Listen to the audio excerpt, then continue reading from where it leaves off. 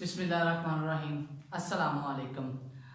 Student, last time हमने पढ़ा था कि आप वेक्टर्स को रेक्टेंगुलर कंपोनेंट्स की मदद से कैसे ऐड कर सकते हैं।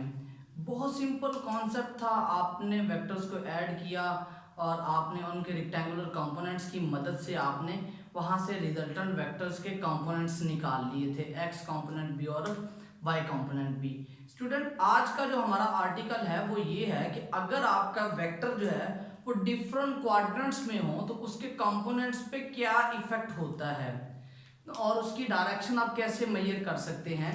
तो अगर हम वैसे हेडिंग बनाए तो हम लिख सकते हैं कंपोनेंट्स ऑफ वेक्टर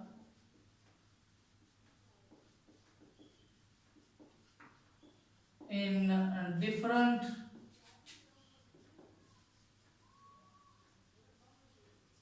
क्वाड्रेंट्स। आपके पास वेक्टर के कंपोनेंट्स डिफरेंट क्वाड्रेंट्स में क्या होंगे। चार कंपोनेंट्स होते हैं तो चार ही मुख्तलिफ डायाग्राम्स हम बनाएंगे और उन चार डायाग्राम्स को हम समझ लेंगे। अच्छा जी, आपके पास जो है ना एक कंपोनेंट, एक तो ये बन गया। अच्छा जी, फर्स्ट क्वाड्रेंट आपके पास आ जाता है ये। इस क्वाड्रेंट में वेक्टर आपके पास यहां पर पहुंच जाता है। This is X Y axis, this one is X axis. Student, जब आपने फर्स्ट क्वाड्रेंट में वेक्टर को परपेंडिकुलर कंपोनेंट्स में डिसॉल्व करना होता है तो आप क्या करते हैं जी, एक्स एक्सिस पे परपेंडिकुलर ड्रॉ करते हैं। एंगल जो लिया जाता है वो हमेशा पॉजिटिव एक्स एक्सिस से एंटी क्लॉकवाइज डायरेक्शन में लिया जाता है। एक बात यहां पर लिख लेते हैं, theta is always with positive X axis in anti-clockwise direction. ये आपके पास थीटा जो है इस तरह से डिफाइन किया जाएगा। अच्छा जी, इस वेक्टर को आप नाम दे देते हैं ए वेक्टर है। अगर ये वेक्टर इस तरह से है तो जो कंपोनेंट आपके पास एक्स की डायरेक्शन में होगा उसे हम ए एक्स लिखेंगे और जो कंपोनेंट आपका वाई की डायरेक्शन में होगा उसे हम ए वाई लिखेंगे। अच्छा जी, इसमें इसकी प्रॉपर्टी क्या है। थीटा सिंपली आप लोग मेजर कर लेते हैं। हम एक ना आर्बिट्रेरी एंगल इंट्रोड्यूस करवाते हैं और उस एंगल को हम कहते हैं फाई। सपोज करते हैं जी फाई कोई आर्बिट्रेरी एंगल है जो आपको अगले क्वाड्रेंट्स में इस्तेमाल भी करना पड़ेगा, वो थीटा के बराबर है। दूसरी बात जो इसमें बच्चे आपको याद रखनी पड़ेगी, एक ये कि देखें जी ए एक्स कंपोनेंट आपका पॉजिटिव एक्स डायरेक्शन में है तो ए एक्स जो होगा वो पॉजिटिव होगा। इसी तरह ए वाई कंपोनेंट वो भी पॉजिटिव वाई डायरेक्शन में है तो वो भी क्या होगा, पॉजिटिव होगा। तो आप देखें जी, जब आपका वेक्टर फर्स्ट क्वाड्रेंट में होता है उसके दोनों कंपोनेंट्स भी पॉजिटिव होते हैं और जो थीटा होता है वो सिंपली वही होगा जो आप मेजर आउट करेंगे। एक बात हमने सीख ली। एक इसको याद करने का तरीका ये भी है कि आपके पास जिस क्वाड्रेंट में हो उस क्वाड्रेंट में उसकी लाइंस देखें, क्वाड्रेंट में किस तरफ एक्सिस जा रहे हैं।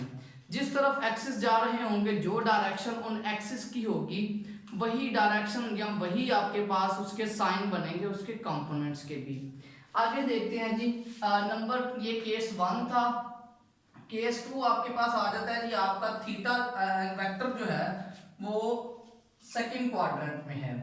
लेकिन जी ये आपका वेक्टर है जो कि सेकंड क्वाड्रेंट में है। ये नेगेटिव वाई है, ये पॉजिटिव वाई है, ये नेगेटिव एक्स पॉजिटिव एक्स है और ये नेगेटिव एक्स है। करते हम क्या होते हैं जी, हम करते इसमें सिर्फ ये है कि आपने अपने एक्स एक्सिस पे एक परपेंडिकुलर ड्रॉ करना होता है।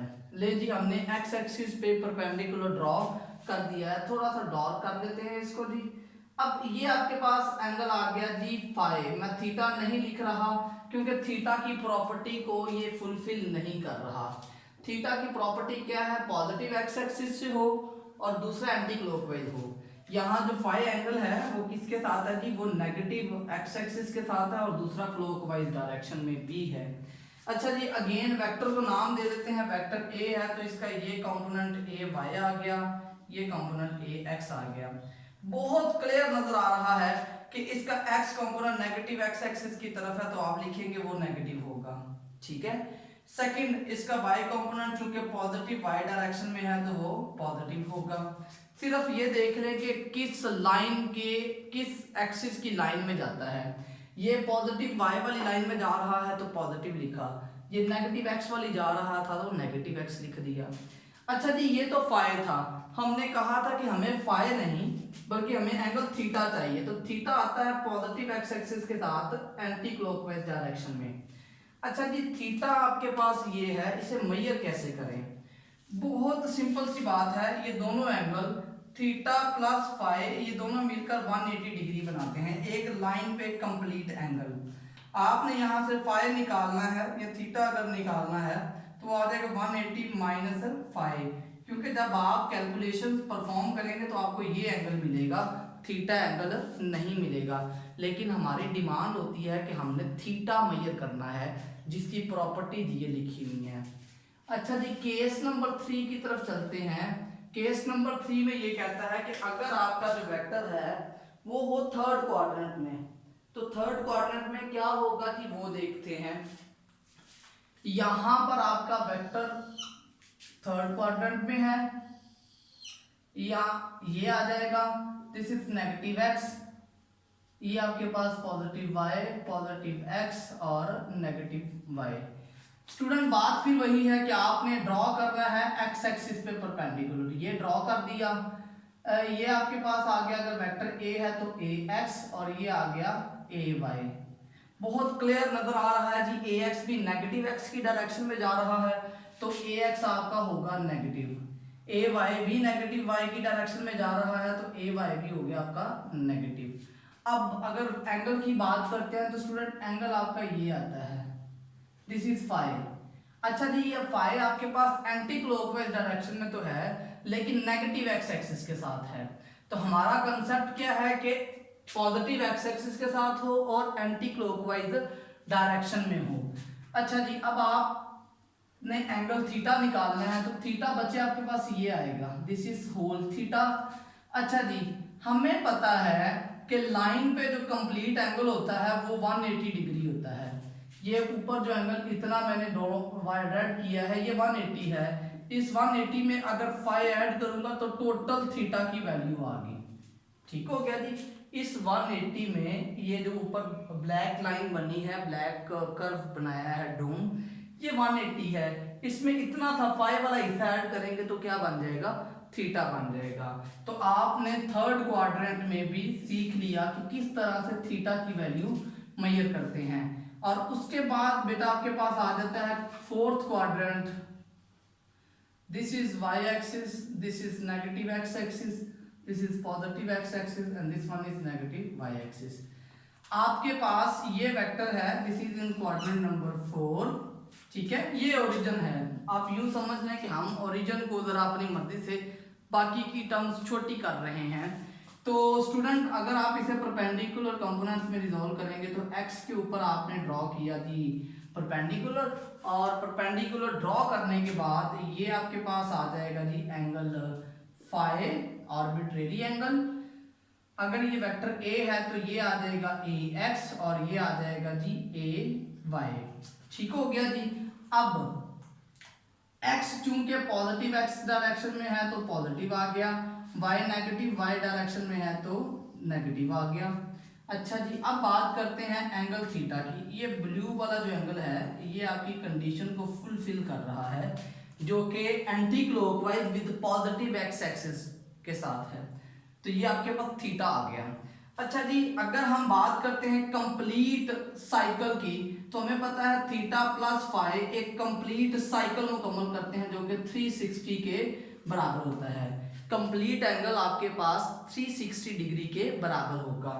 अब इसमें से थीटा निकालना है तो वो 360 माइनस फाई आ जाएगा जी। ये स्टूडेंट आपके पास आ जाता है जी कोऑर्डिनेट्स में एंगल का कॉन्सेप्ट। अच्छा, इसमें चीजें याद रखने वाली कौन सी हैं? पहले क्वाड्रेंट में दोनों का सेम साइन है, पॉजिटिव है।